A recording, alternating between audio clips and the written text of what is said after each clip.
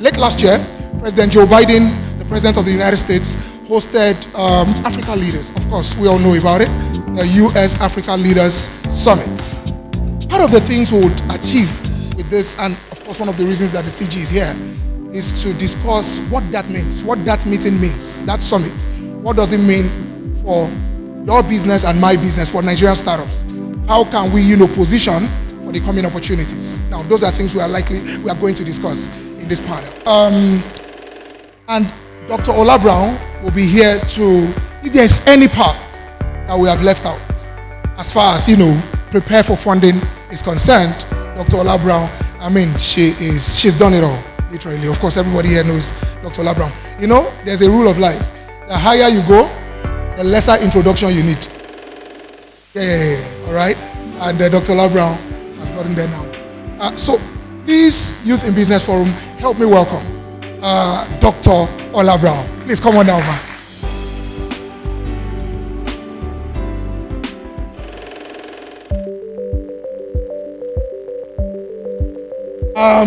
Real quick, let's invite somebody who is a friend of the house, the U.S. Consul General, Mr. Will Stevens. Would you like to use this music in your video? Mr. Will, over here, please. You can license it with just one click. And use all right. Any personal we're going to be inviting other people because I feel that people need to learn more from personal stories. But, when it's the right time, I'm going to be bringing them up. Tolu has raised over $16 million. I want him to also share with us his personal story, right? And this is not so much about teaching principles as such, as it is about just sharing that story with us. There's something that story does, right? And of course, Mr. Sam Emmanuel is still here. He has raised millions of dollars. Please come share with us your personal story. When the time is right, I'm going to please invite them to come do that. Is that okay? Perfect. We get straight into it. Again, thank you so much for coming, Dr. Ola Brown. Thank you for coming, Mr. Will Stevens. Thank you. I'm just going to go straight into it, and I'm going to start with you, Dr. Ola. I have quite some questions. There are quite a lot. So please, we'll be here as long as it takes. Okay. It's a massive tech layoff. It's everywhere. Everywhere. What do you think that suggests the startup community? What's the impact of that on the startup community? So that's more sort of a macroeconomic question, and unfortunately, it's nothing to do with the tech industry, but it affects the tech industry. So if we go back to 2020, I'm sure everybody can recall, everybody was raising money. It was so easy to raise money. And that's principally because of what happens in America.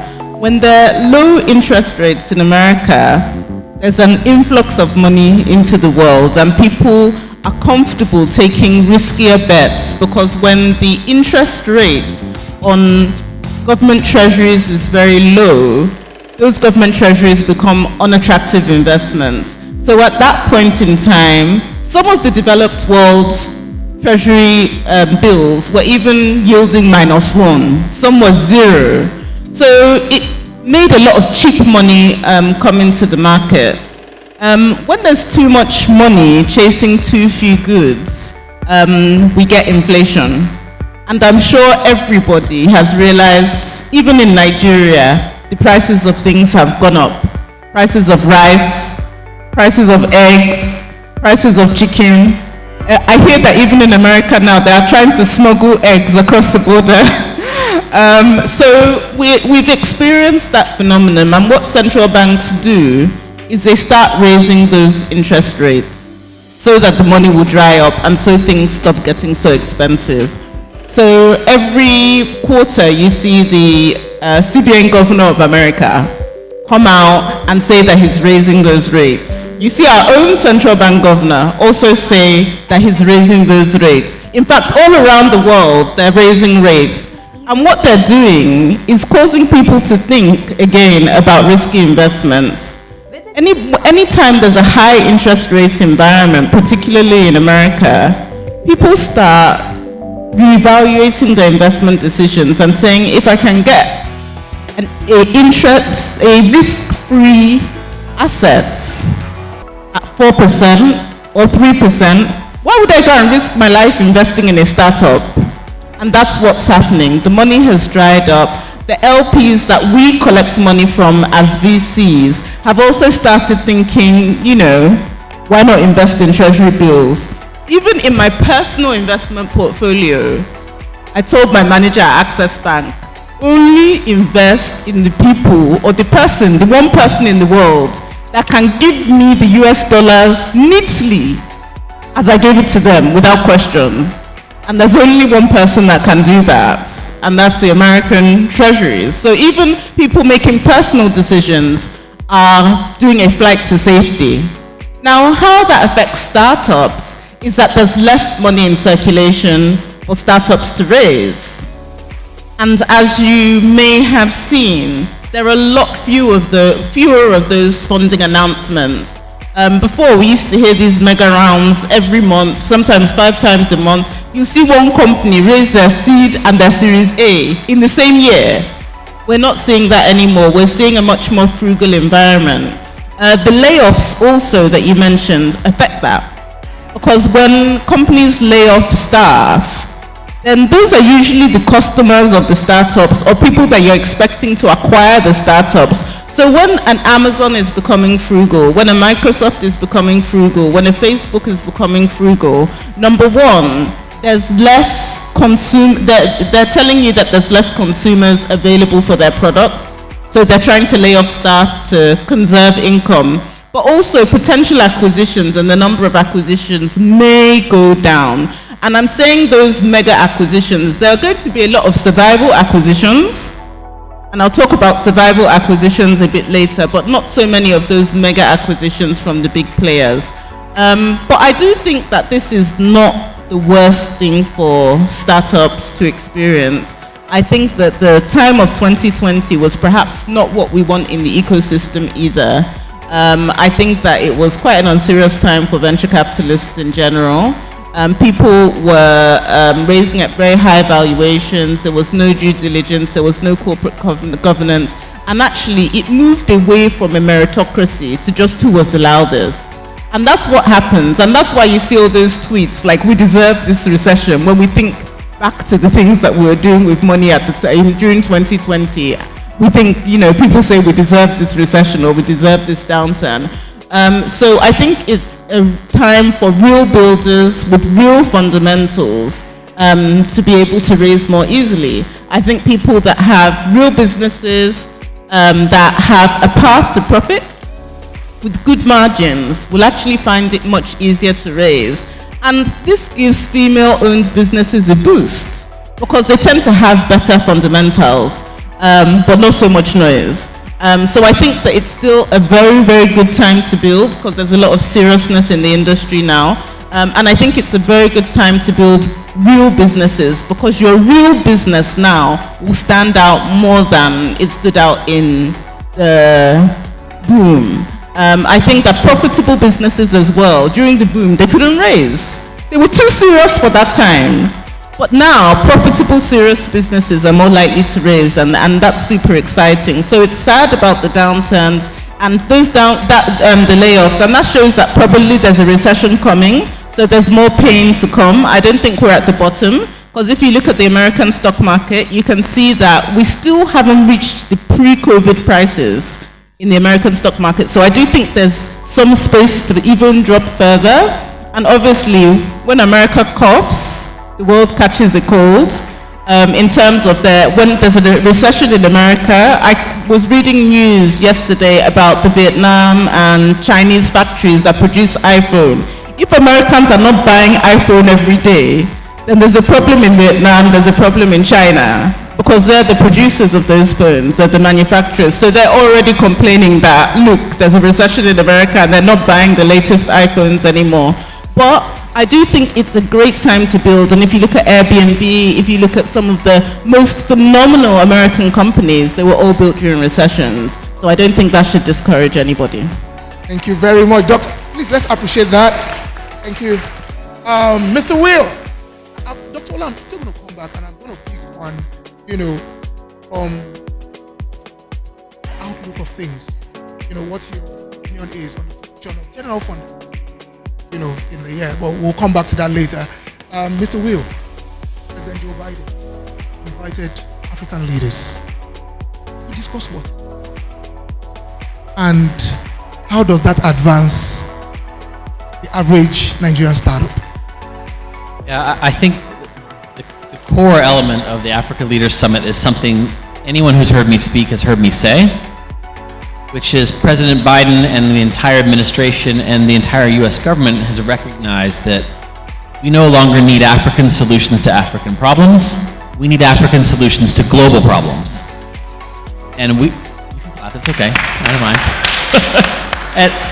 and that realization is something that was long coming, but the summit was about sitting down together and talking about the global problems that we face, right? Because the issues you're dealing with here, flooding from climate change, plastic recycling issues, these really tough, difficult water sanitation, whatever, it's the same issues that you're seeing in cities in the United States and cities in India and Australia. We're all having to deal with the impacts of global problems.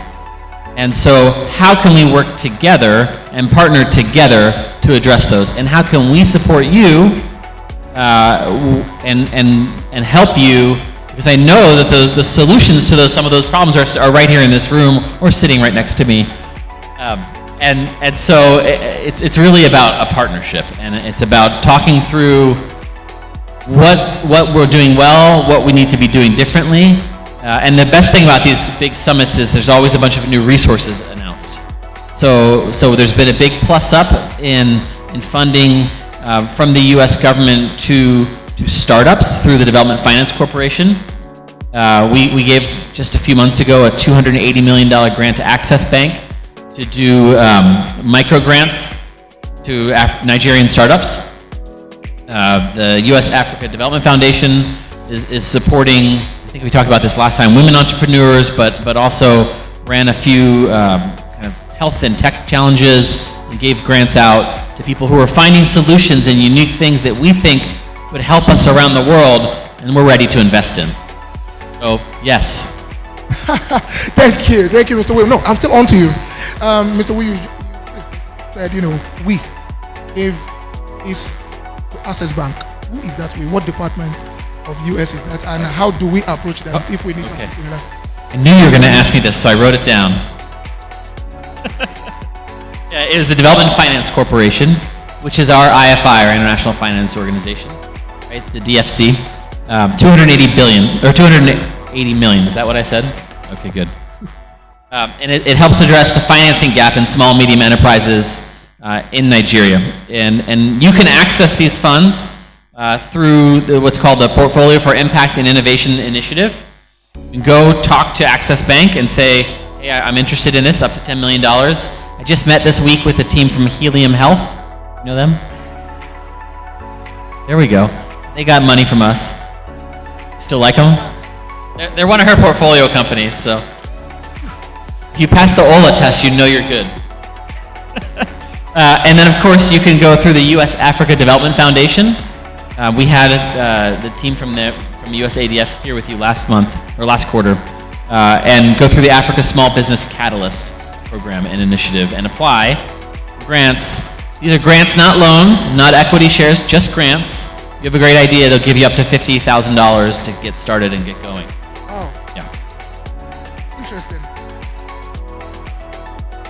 I feel like following up on that question, but I'll come back to that. It can't be just a great idea and a slide deck, right?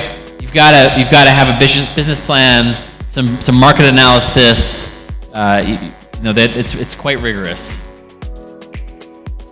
From your experience in funding companies, what do you think are the biggest pitfalls in startups when they approach people like you for funding? What are the biggest pitfalls?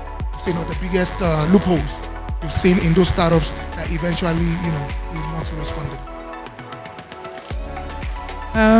That's a really interesting question, because when I usually speak at entrepreneurship conferences, I always point out that there's nothing to be ashamed of in employment. So some people that come and leave their jobs and start a company, I don't know. Then they actually should not have started a company. I think that sometimes there's a glamour associated with running a company, which just simply isn't true. In fact, as an employee in a big firm, like an Access Bank or like a Zenith Bank, you'll probably make more impact. I can tell you that Roosevelt is making more impact than me. Is he not an employee? Well, he runs the biggest bank in Africa, so of course he's going to be making more impact than me. So I think the first thing is really evaluating whether you actually want to go on that journey, because it's a very different journey than being an employed career professional. The second one is around how you want to fund that journey and the type of business you want to run. And there was a business that I raised funds for, a female-owned business, and we were almost about deploying the money. She had signed everything, and we're just having the last phase of due diligence with her when she said she doesn't want a board. Actually, she's decided that she doesn't want anybody monitoring the way that she's going to spend the money. And then she said that there were some mandatory courses because her accounting wasn't up to what we wanted. She said she didn't want that either. And then she actually said that she never wants to raise money again, that she just wants to take this money, and she doesn't want to exit the company, and she doesn't want to pay dividends.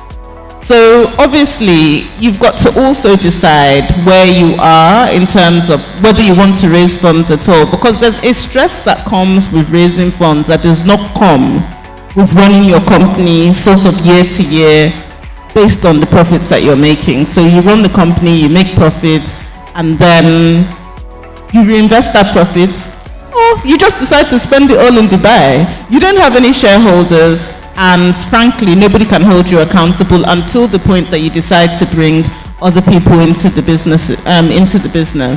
So I think also thinking very carefully about whether you want that funded structure, because there's a way to build an extraordinarily large company without any strangers or without any other external people in your company, and then you can spend the money the way you want.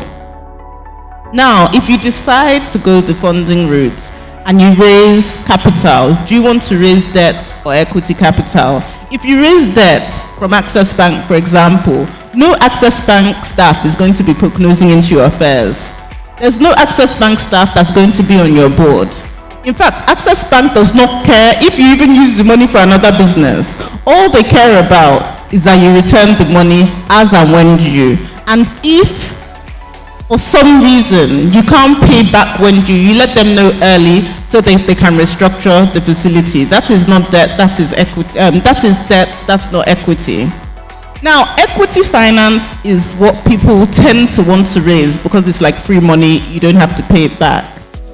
But because that is a more trusting relationship, probably even to get this money from Access Bank, you might even need to provide some collateral, you'll need some cash flows. So I've taken money from Access Bank before. They need the money on the day that you said that you're going to pay it back. But they'll never come to your office. They don't need to be on your board. They don't need to monitor what you're doing with the company. Just make sure that if the due date is on March 31st, pay back on March 31st. However, an equity investor is different, and that's what most people want. And that means that there's a long-standing relationship beyond the money. There's a relationship of trust, and they need to see exactly what you're doing with the money. That means you're committing to having a board. You're committing to making your financials transparent so that they can see your management accounts. You're committing to raising further money and eventually probably exiting that company or listing that company. So that's a very, very different type of financing. And I think it's really important for people to consider that. And it's not just for tech. I'm talking about tech and traditional businesses, because what I noticed on the last panel is the conversation was really geared toward tech. But some people own furniture companies, some people own hairdressers, some people own chicken, agricultural business, they're rearing chicken or they're rearing snail. Not everybody has to do tech.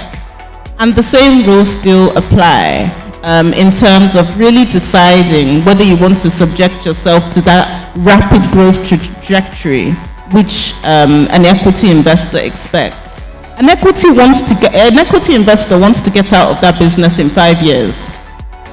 So you have a 5-year time horizon. If you raise equity funding, it's probably not a business that you're going to give to your children.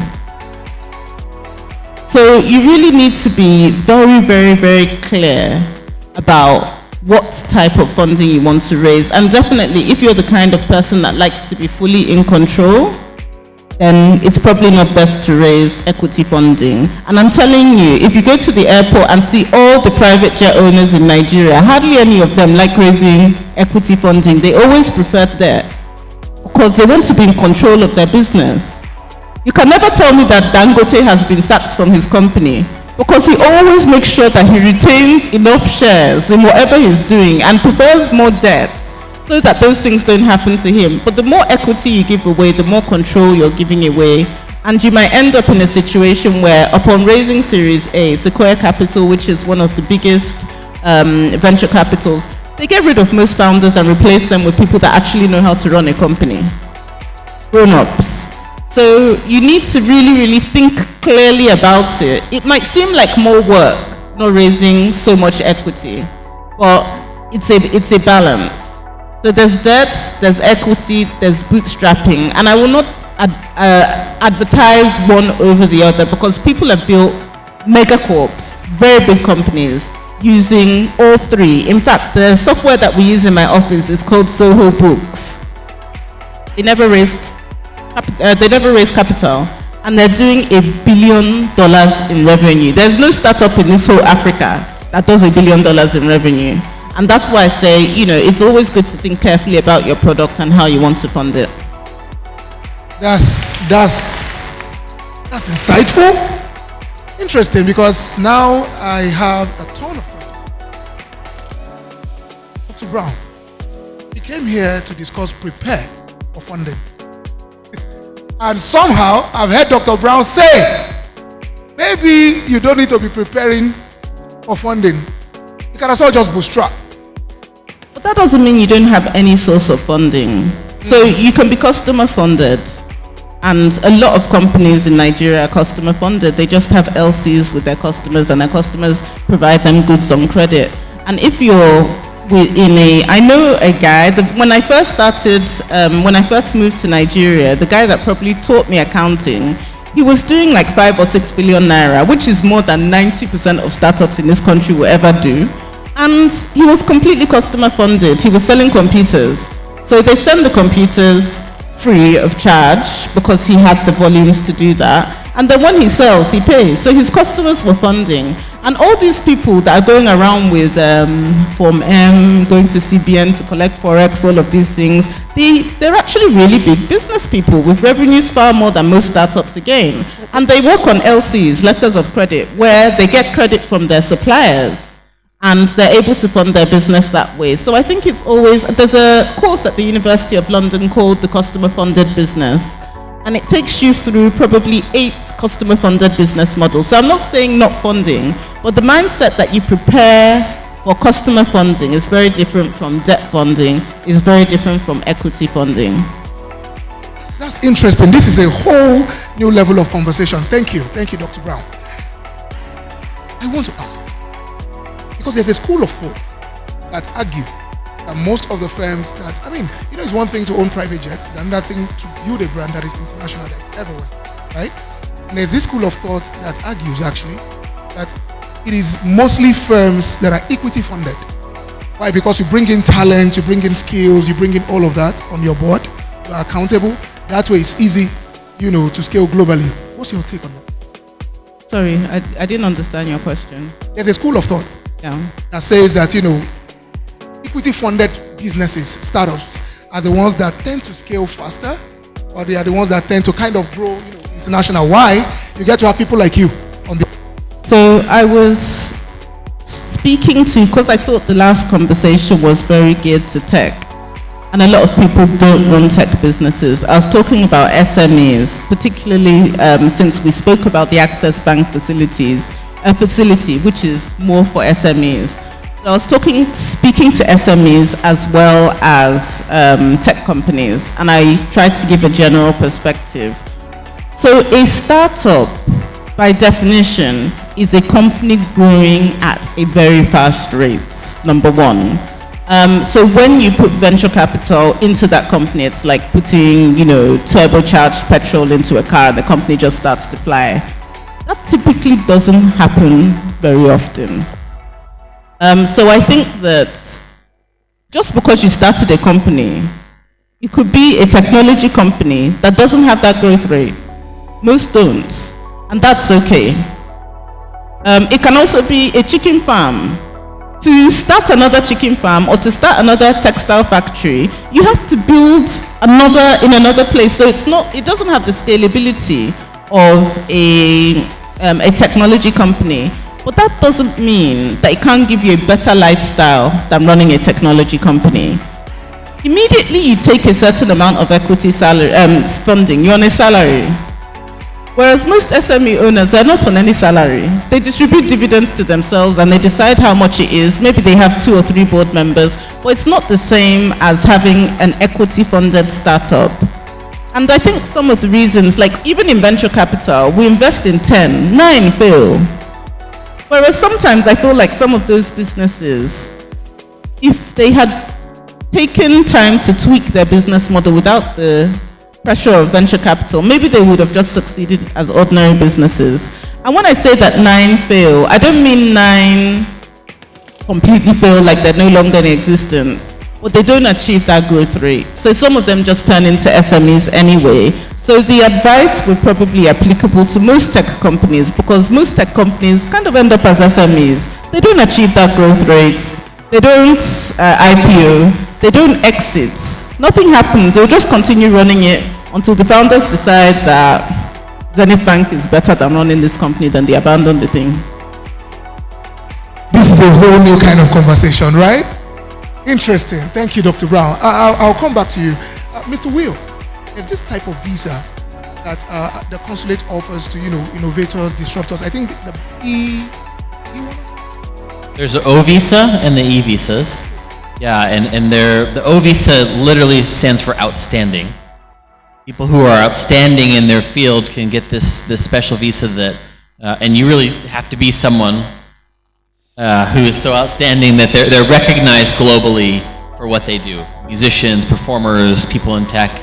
And then the E visa, which is specific to different types of professions that allows you to come and work and do that together with the United States. And we have both from Nigeria, of course.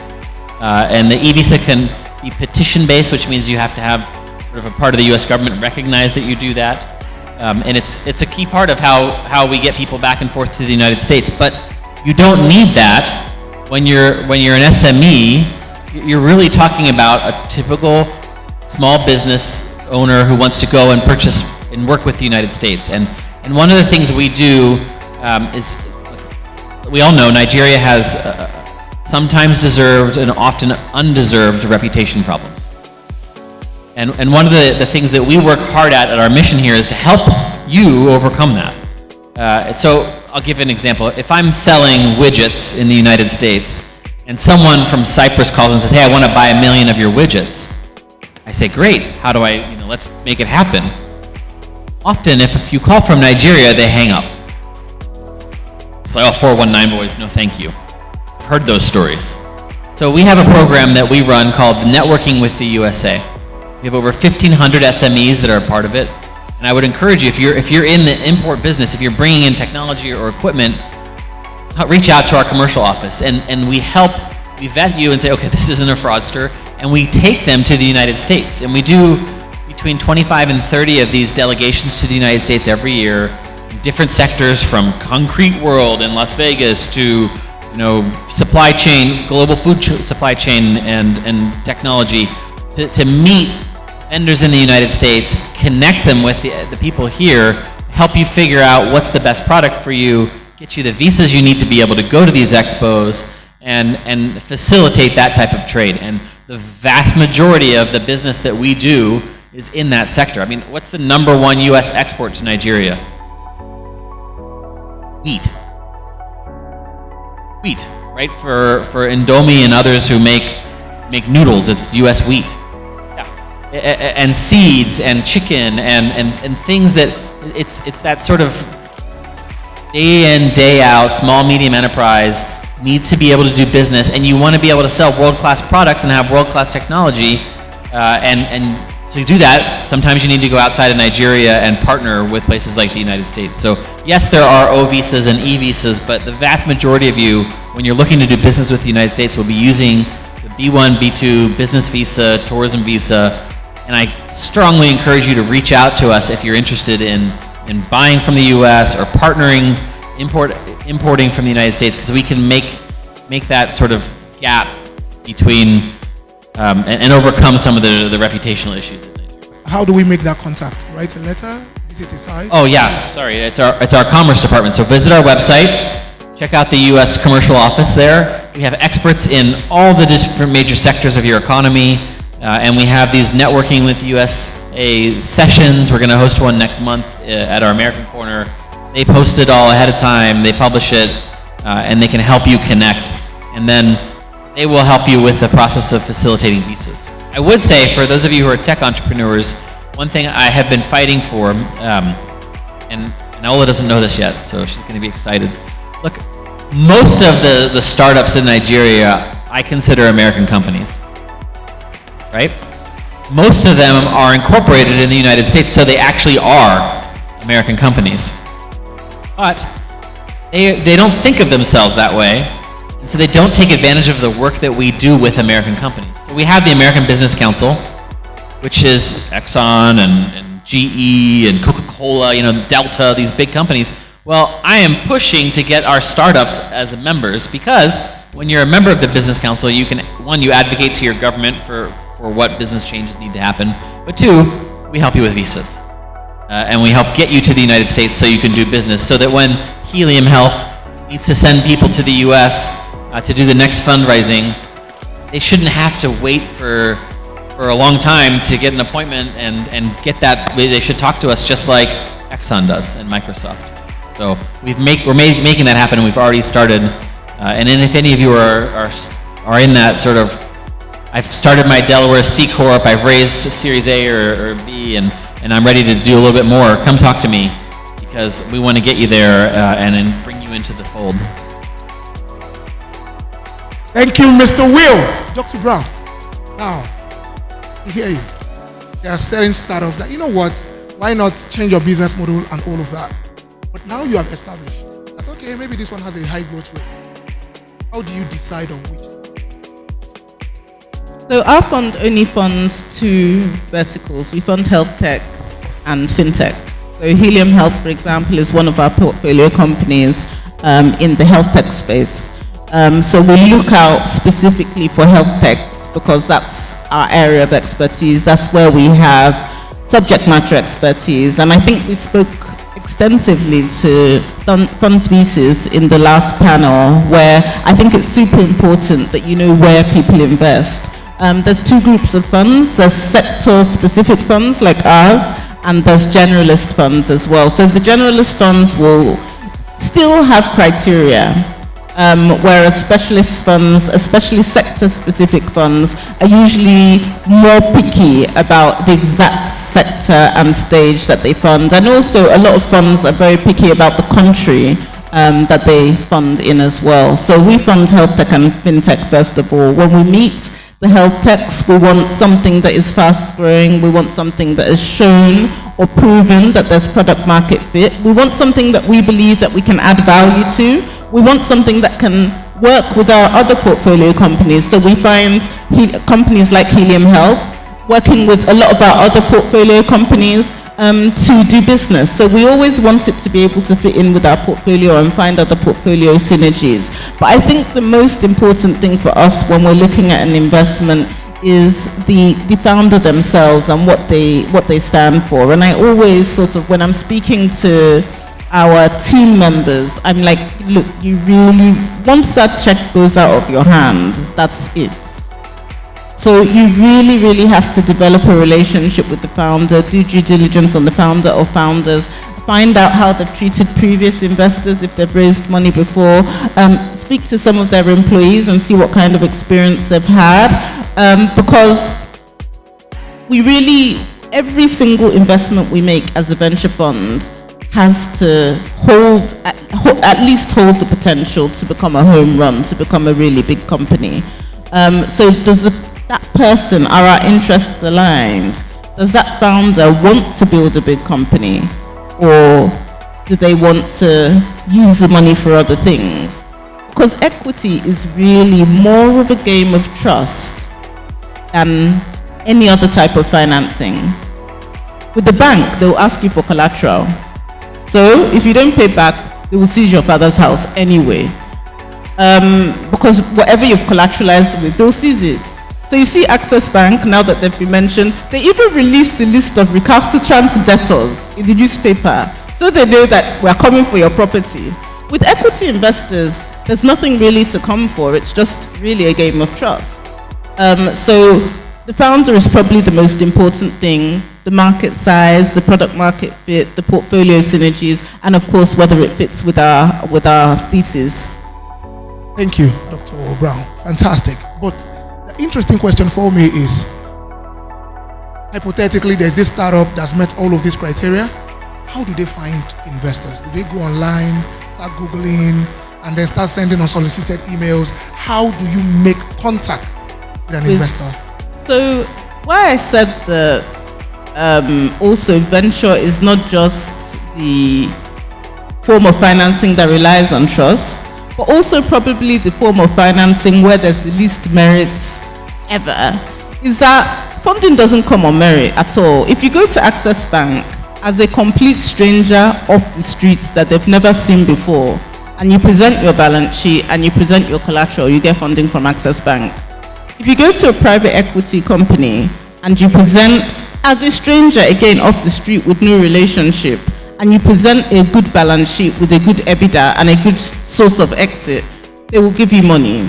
However, in venture, you really need to build out your relationships, and that means getting to know investors, getting to build the relationships over time, because the startups, without fundamentals, I mean, if there's a startup that is doing $3 million a year, a 90% margin, then the investors will go to the person. In fact, the person can send a cold email and I'll invest immediately because that's a great business.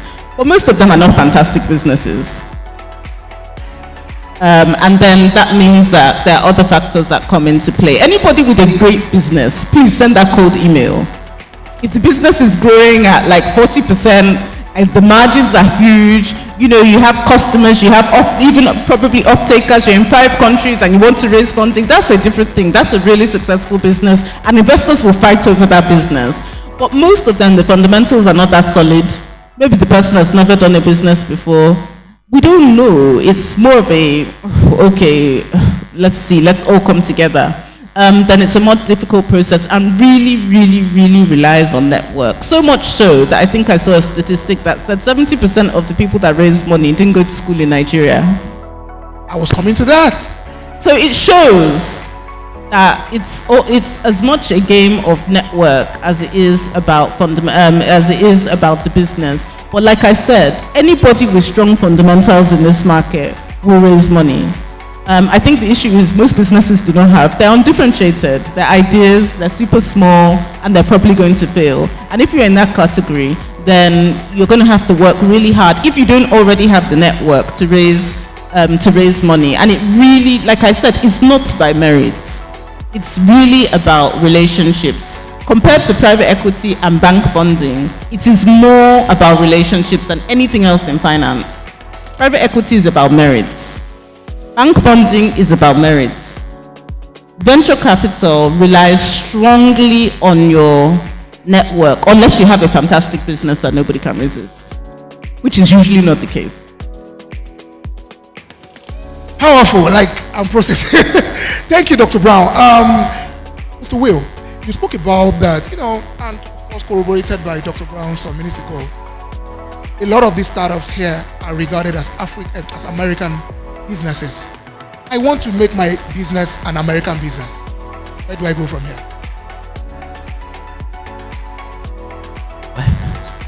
I'm gonna You say let why? Ola tell us her journey, but it's about incorporating in the United States. Yes. And what we've seen is that a lot of companies do that for two reasons. One, it's easier to fundraise in dollars from firms that don't want to have to deal with exchange rate risk. So they give you their loans in the United States, and you take their dollars, and then you pay them back in dollars, and it's not their problem what exchange rate you use. They don't have to worry about any of that. Secondly, your intellectual property is protected in the United States, and often they're buying, the investors that you're getting are investing in the IP, and they want it to be protected by American courts.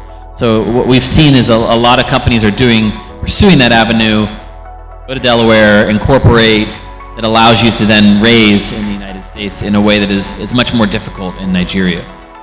It's much more difficult to deal with those things, and one of the big gaps on the continent more largely is there's just not as much capital on the continent, right? There's so much more capital sloshing around in the United States and Europe than on the continent, and a capital that is accustomed to this venture space, right? Is accustomed to the risk thresholds.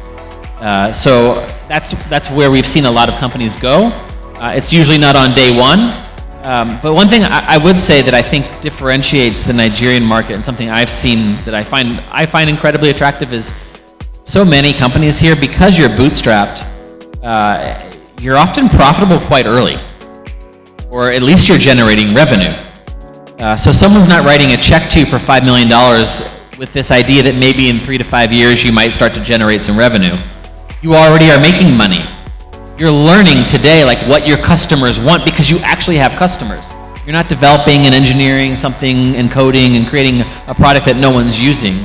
You're using it, and you're doing it in a way that can be demonstrable to potential investors.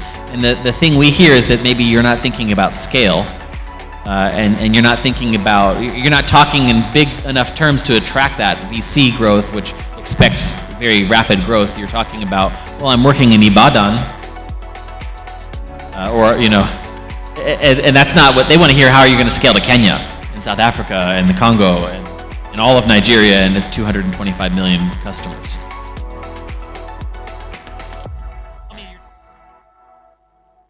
Yes, I was going to come to that. Dr. Brown. No. Before I even come to Dr. Brown, Mr. Will, I really want us to dive into the micros of this.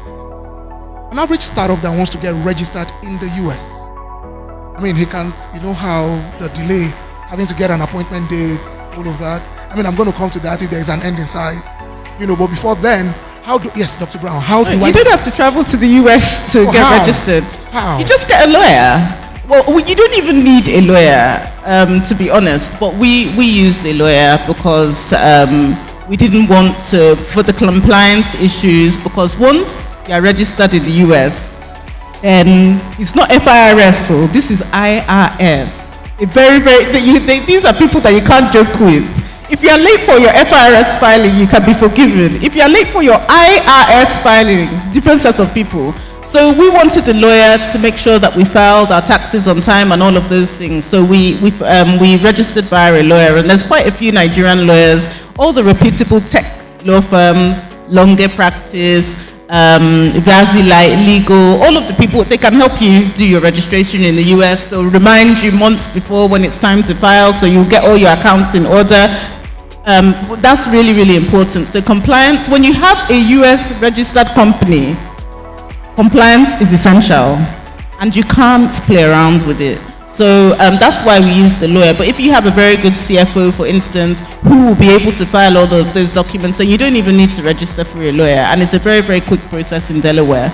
But a lawyer will also advise you about what type of corporation you should register, and which I think is also very important as well. And even some lawyers can take you through the account opening process, which is also important. So you can do it yourself, but I would suggest getting a lawyer to take you at least through the process, and it doesn't cost so much either. To show you that it doesn't cost so much, I can't remember how much it cost. It cost only more to register in Dubai than it did in America. Let's put them to the test. Where's trusted advisor? Where's Mr. Tai?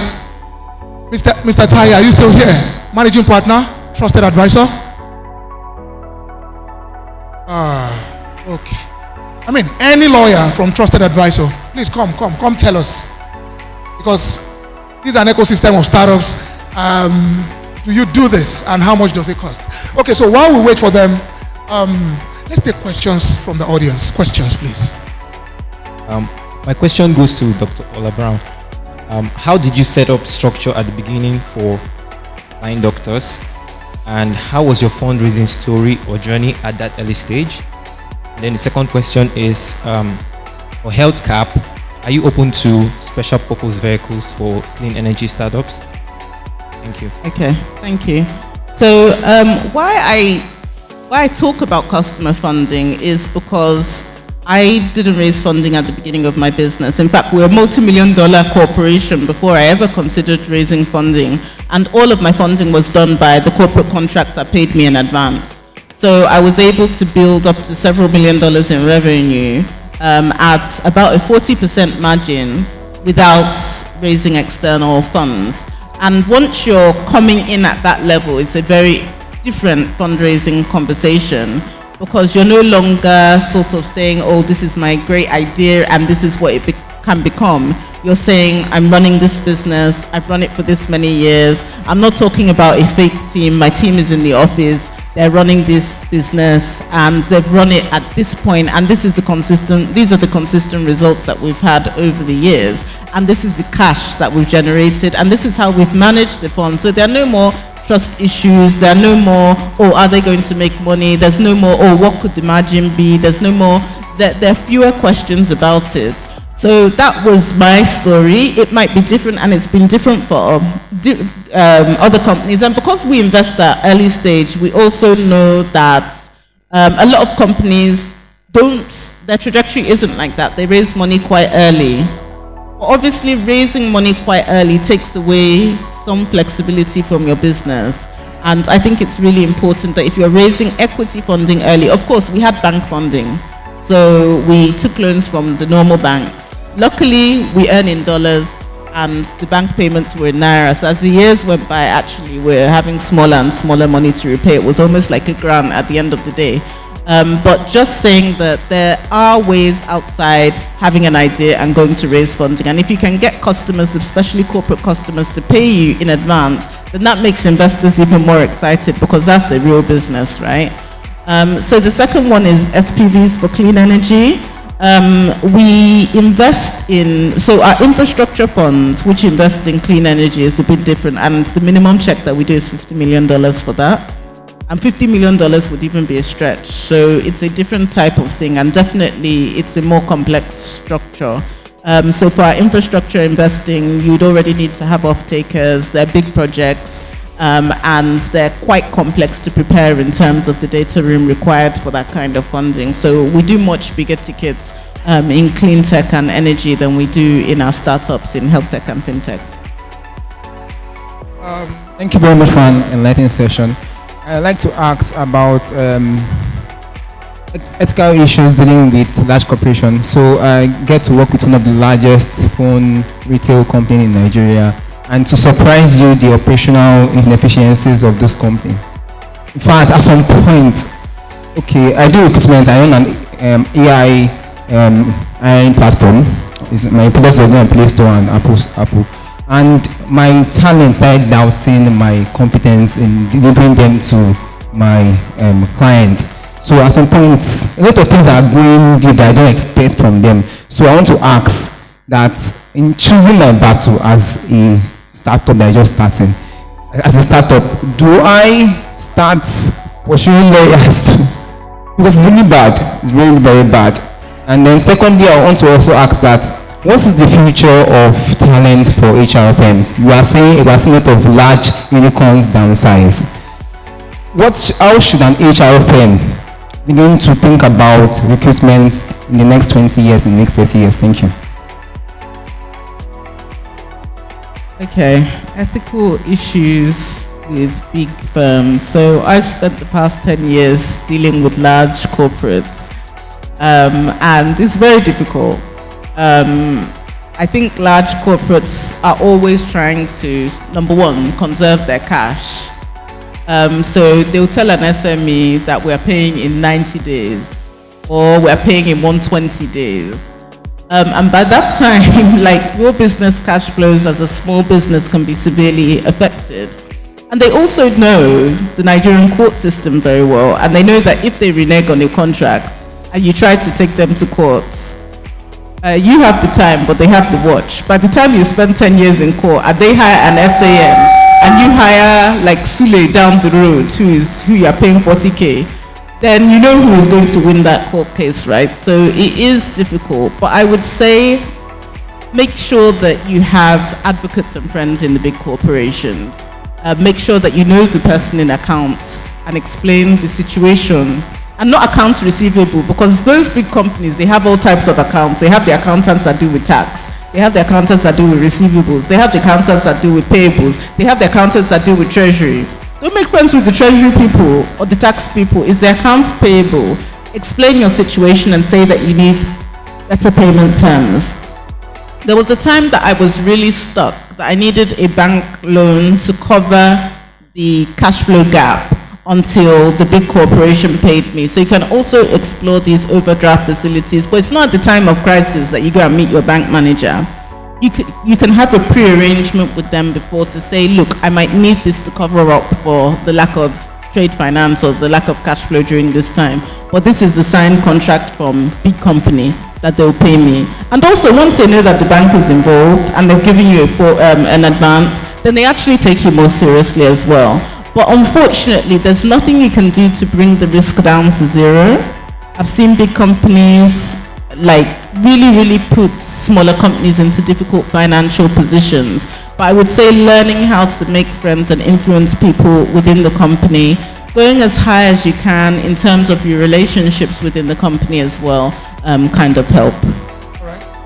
And the second question was the future of HR. I don't know what the future of HR is, to be honest with you. In fact, the elections are 20 days away, and people keep on asking me, who do I think will win? I don't know. Like, I have absolutely no idea. Because when I talk to any of the three candidates people, they all give me a credible way to Aso Villa. So I have no idea about the future, and I don't profess to know about the future. But what I can say are the trends that I'm seeing in HR. So I'm seeing us move from traditional work to more remote work, more flexible work, and I think that that's a trend that we'll continue to see. I think that we're moving from a more course-based or degree-based type of recruitment to a more skills-based type of recruitment, and I think that's great for Nigerians, particularly Nigerians that might not have the opportunity to go to university. So I think that's exciting. And the third big trend that I'm seeing in terms of HR is a move also into the workplace. So more and more I'm seeing companies set up their own internal graduate trainee schemes, their own internal academies. The Access Bank Academy is one of the famous ones that everybody seems to know. And so I'm seeing a lot more of that, where we've accepted that the Nigerian public university system does not prepare people for work. So the companies are now internalizing Excel skills, PowerPoint skills, the basic skills that you need to work in an office. So no matter where you come from across the country, when you get into that system, you can spend 3 months or 4 months being a graduate trainee or a learning trainee or an academic intern or whatever, and then progress on to work with all the skills that you need to do the job. So those are 3 out of many trends that I'm seeing in HR, but just a few of them. And I think that there's many more trends that may or may not become reality, but like I said, I really don't ever predict the future. I can just tell you about what I think might happen and what are the scenarios that I think can happen. I just add one thing that my son discovered. Do we have any coders in the room that code? So have you ever heard of the Fubar challenge? You know what the Fubar challenge is? This is a Google secret recruiting component that they have. So my son's a software engineer, and he was searching different things in coding languages, and all of a sudden, his Google screen said, "Hey, are you interested in the game?" Like his screen went black and it said, "Are you interested in a game?" It had been analyzing his challenge. This really happened. I'm not making this up. You can look it up. It had analyzed his search trends and then started giving him specific challenges of coding. And Google uses this to recruit software engineers. And if you complete the challenges effectively and they like what your code looks like, they'll call you and ask you for an interview. And they don't care what kind of degree you have. They don't care where you went to school. They care what you can do. And I think Ola's absolutely right. Credentialing in the traditional sense is changing dramatically. And people are looking at in-house. We look at the programming companies that are here, like places like Tech Experts, who have over 3,000 software engineers, and they train them themselves through their Elevate program. And Microsoft brings people in and trains them themselves. And yes, they'll hire you with a degree in computer science, but it's much, much, much more focused on skills building inside an organization, and it's not a Nigeria-specific thing. It is not an Africa thing. It is all over the world. The companies want the skills, and they care less and less and less about the credentials, put it that way. Thank you, sir. Thank you, Dr. Ola Brown and Mr. Wills. My name is Victor Maxon, and I'm the founder of an academy that teaches sales institutions how to sell, that teaches companies how to sell their product and small business and all of that. My question is simple. When is the right time to quit being called a startup? Because because a lot of businesses, you can imagine, you're 10 years in business and you are still called a startup, and I don't understand that. So when exactly is the right time to be quit called a startup? Thank you.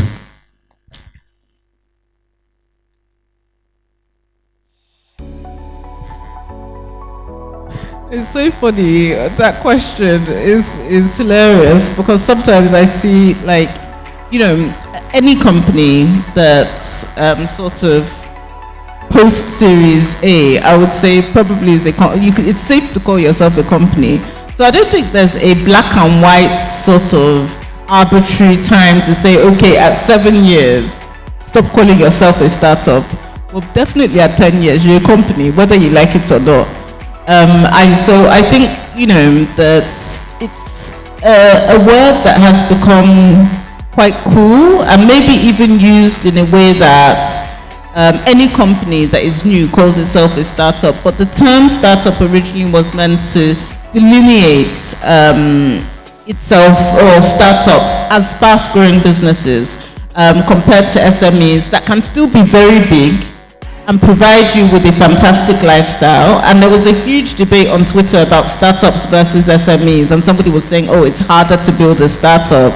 There are plenty of women in Nigeria that are selling cosmetics, that are selling hair, that are selling clothes, that are doing far better than in terms of revenues and in terms of fundamentals, and these so-called startups are probably going to flame out in 2 years, and the startup founders will go back to Access Bank where they came from.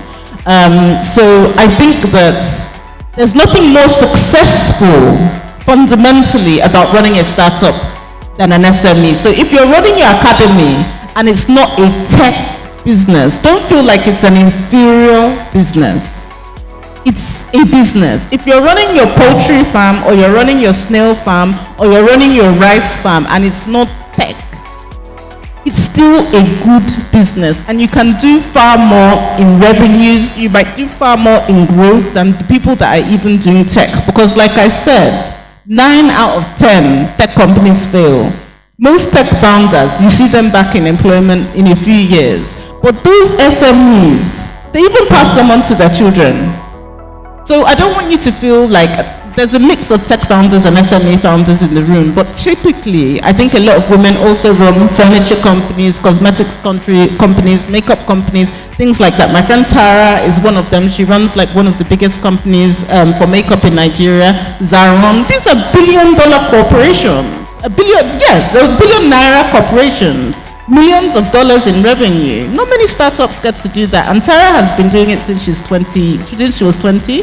So it's now a 20-year-old company. How many startups make it to 20 years? So I feel like the term startup tends to be cooler, and that's why people tend to retain it for longer.